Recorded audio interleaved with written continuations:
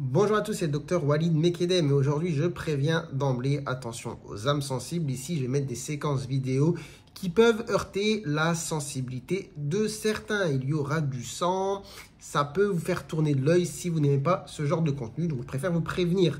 Pourquoi cette vidéo? Tout simplement, j'étais sur YouTube, je regardais moi aussi des vidéos, je suis tombé sur la chaîne d'un médecin, je pense, dermatologue. À mon avis, le nom de la chaîne, c'est Mister Popzit. Donc, je pourrais vous mettre le lien aussi en description. C'est une vidéo sur l'extraction d'un kyste au niveau du lobe de l'oreille.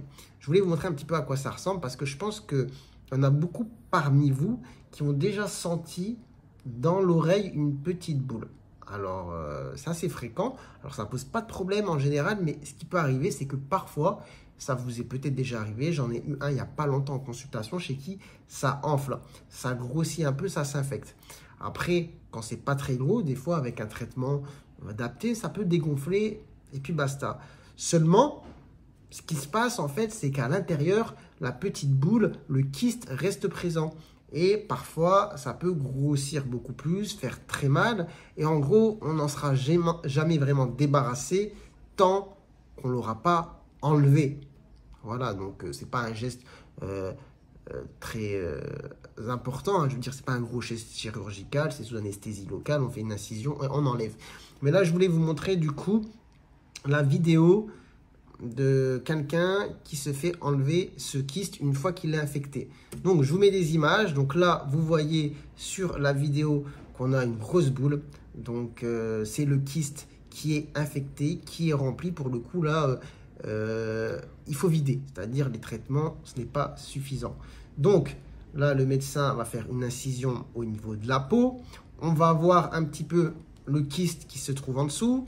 Et directement, pour faciliter le travail, petite incision, histoire de pouvoir faire une petite compression avec les doigts et de faire sortir ce qu'il y a à l'intérieur. Vous voyez, c'est impressionnant, pas très ragoûtant, mais au moins ça permet de vider un petit peu ce kyste. Et ensuite, il faut enlever la coque, parce qu'en fait, percer ce genre de kyste, de bouton, mais laisser à l'intérieur, enfin, bouton, c'est pas un bouton, mais en gros, laisser ce genre de coque à l'intérieur, ça sert à rien parce qu'après ça va se re-remplir.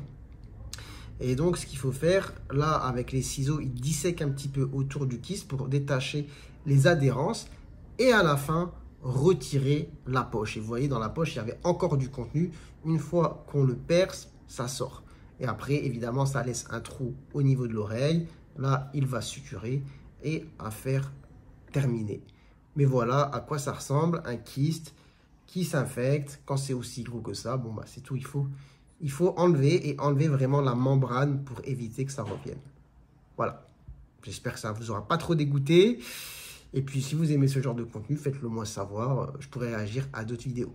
Allez, sur ce, prenez soin de vous, prenez soin de votre santé, à très bientôt j'espère pour de nouvelles vidéos. Ciao, ciao.